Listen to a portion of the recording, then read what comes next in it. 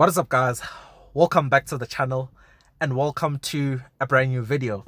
Now today you join me for another car review, and you join me inside the BMW 3 Series. Now this is the latest generation G20 and it is the LCI, the facelift basically. Big thanks to BMW Polokwane for allowing me to come out here and review one of their cars. So yeah, that's what we're getting up to today. Now please do take note actually that we are currently shooting in a very busy area. The dealership is actually along a very busy main road, so yeah, you'll hear cars passing around, you'll probably hear voices and so forth. There's only so much I can control in terms of the environments I shoot in, so this is what I have to make do with, so do take note of that. But other than that, I really do hope you guys enjoy this video. Let's get right into it.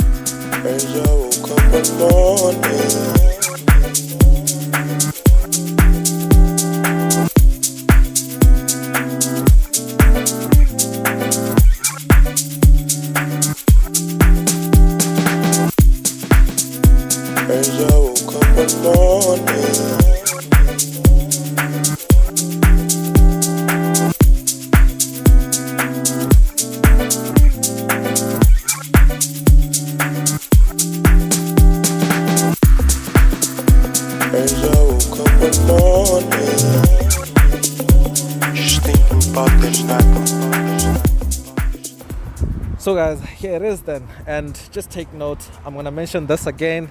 As you can see, the location where we're at, it's actually quite busy. Cars pass over here and there's actually a main road just up here, so yeah, it's quite noisy, but like I said, there is very little I can do about it. So the BMW 3 Series is a car that actually needs no introduction.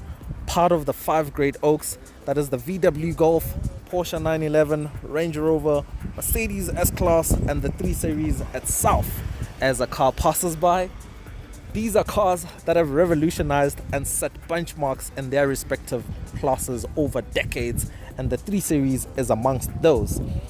The 3 Series spans over 7 generations, including this latest G20 generation since 1975.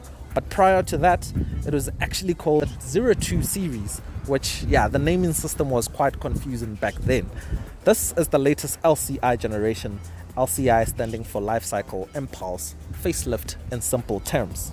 So then I'll quickly run you guys down all the changes they've made on the LCI. For one, the most noticeable one is the new headlights, LED of course, and they have new daytime running lights. Actually the L shape is facing downwards, but they do look really nice. You have an active grille right here, which is currently closed, and when the car needs more air, it'll open up to let in more air. The front bumper is also newly designed, particularly this area right here.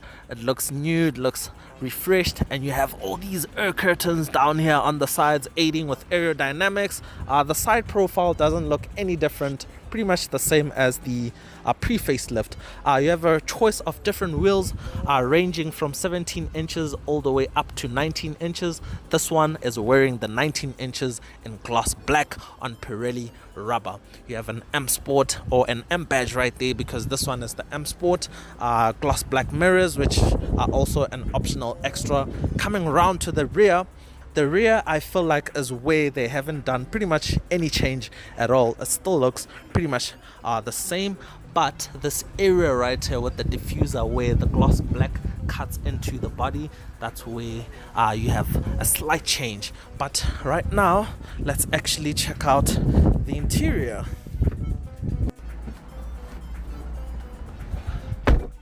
So the interior of the G20 LCI. Now the most noticeable thing in here is this new display, which is seamless. It integrates the infotainment system and the driver information display, and it looks absolutely gorgeous. Currently I have Apple CarPlay on display and it fills up the whole screen. It looks really nice. The display itself is very responsive and everything is very clear. Now I'm going to go into the main menu of the vehicle. What I will say is that initially when you interact with the system, I wouldn't say it's confusing, but it it does take a bit of getting used to, especially compared to Mercedes MBUX system, where I felt like that system is much easier to navigate around. Also, the background on here, I wouldn't say it's dark, but yeah, it's somewhere along those lines, but the graphics are absolutely huge. The fonts look really nice, and you do get used to it. You can easily navigate around what you'd like to find. Now, the driver screen, once again, the background colors are a little bit on the dark side. Another thing to note is that it isn't quite as customizable as the Mercedes system. In the Mercedes system, you can change to different displays, and you can easily show different features and stuff. Even here, you can still navigate through those things, but it's not as customizable. On the right hand side of the steering wheel, there are a couple of buttons that you use to control the driver display. And yeah, you can change a few of the displays. You can put on navigation here and have a map in the middle of the speedo and the rev counter, but like I said, again, I can't seem to have it operate at the moment. I have no idea why. You can display your media. You can have a G meter. The G meter actually displays, and it does look nice, but yeah, it's done really well. The resolution is quite high and it's really nice, but yeah, not as customizable as MBUX, like I already mentioned, but it's up there as one of the best infotainment systems. Now, another thing you'll note down here is that they've done away with a traditional gear lever. In its place, you have a small toggle. The advantage of that is that it makes the center console feel more roomy and more spacious, but I don't think it looks as cool as the gear lever, but I'm pretty sure some people will actually prefer the look of this. So you have your engine start stop button. There are a couple of buttons here, like the traction control button, parking sensor shortcut button, auto start stop, and then you have a couple of drive modes right at the bottom, from Sport, Comfort, Eco, Pro. There's also individual, where you can customize the driving system or the driving menus to your liking. And yeah, the trim right here looks really nice. One thing I will say about BMWs is that the interior quality is absolutely next level. Like, everywhere you touch, the materials, like, it just feels very, very solid. This car is spec'd with all leather inside here. I think it comes as standard on the M Sport, I'm not really sure. And speaking of M Sport, this one is spec'd with the sport seats, since it has the M Sport package. But yeah, other than that, there's a sunroof right here, which looks nice. It's big. Let's actually check out the room in the back.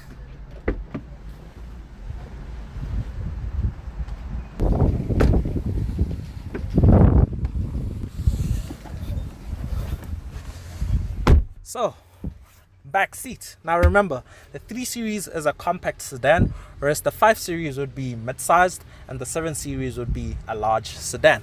Now, the room in here, remember, I'm about 1.6 meters tall, so for me it's really doable, but it feels a bit tight. I can imagine someone who's a bit more taller than I am would actually feel a bit cramped when it comes to legroom. Someone who's about 6 foot tall would actually feel, yeah, it would be quite tight back here. But headroom is actually plentiful, and yeah, back here it's very nice. The leather feels really good. Stitching looks nice, but it doesn't have colored stitching. It looks white or grayish, but I'm not sure if you can get colored stitching like red or, you know, all that type of jazz.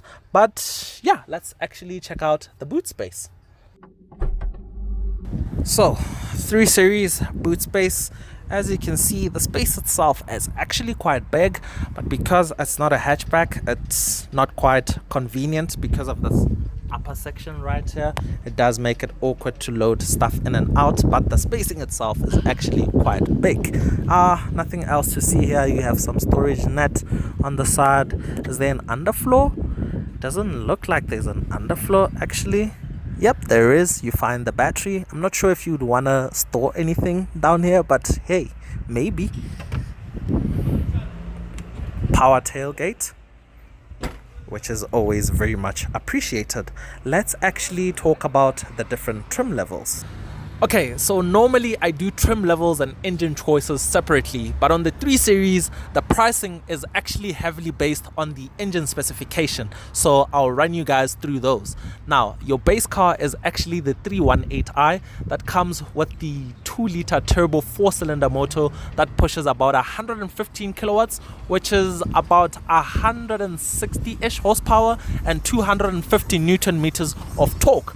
Now, that car starts from this price. Above that, you have the 320i that also comes with a 2-liter turbo 4-cylinder, and it makes about 135 kilowatts, which is about 180-ish horsepower and 300 Newton meters of torque. Now, that car starts from this price. You also have the 320d, which also comes with a 2-liter turbo 4-cylinder motor, but obviously it's a diesel motor, and it makes about 140 kilowatts, which is around 190-ish horsepower and 400 Newton meters of torque. Above that, you have this car, which is actually the 330i. It's also a 2-liter turbo 4-cylinder motor, and it makes about 190 kilowatts, which is around 260 horsepower and 400 Newton meters of torque, and it starts from this price. The top of the range is actually the M340i that comes with a 3-liter straight 6 motor. It's also turbocharged, and it makes about 285 kilowatts, which is around 390 horsepower and 500 Newton meters of torque, and it starts from this price. Now, all the other cars except the M340i, you can get it as the base trim, or you can opt for the M Sport package. And yeah, that is pretty much all your trim levels. Let's actually experience how this car drives. So guys, you join me inside the 330i LCI, and we're just gonna go for a quick drive and experience what it's like. So actually gonna go into sport so we can exploit a bit of the performance. Give it some beans now. It's actually very quick. Also, the torque is a lot at 400 Newton meters. So yeah, of course, 8-speed ZF transmission, rear wheel drive, all the BMW goodies, but the gear shift pedals actually feel quite plasticky. They're not metallic, but at least they're, you know, big in a sense. So it rides just absolutely beautifully, and yeah, driving position is also phenomenal. So you have a great view of everything around you. The mirrors look quite nice. Remember BMW's old slogan of pure driving pleasure? It just feels very focused inside here. Like, the suspension is in between being very comfortable and being very sporty, which is a good thing. So you get a bit of both. So yeah, so I'm just going to try and floor it now and experience the power properly. It's quite quick actually, eh? Just that the roads are quite busy. And also this gearbox is actually very phenomenal. For a regular auto box, the ZF is just, I think, above all other auto boxes. Outside of dual clutches and all these other fancy boxes, the ZF Auto is just brilliant. So I think the 0 to 100 km/h sprint time is about 5.8 seconds, which is very quick. I mean, that's quicker than, say, a Golf GTI, something like that. In a relatively big-ish luxury sedan, that's some great performance. So let's experience how it pulls away.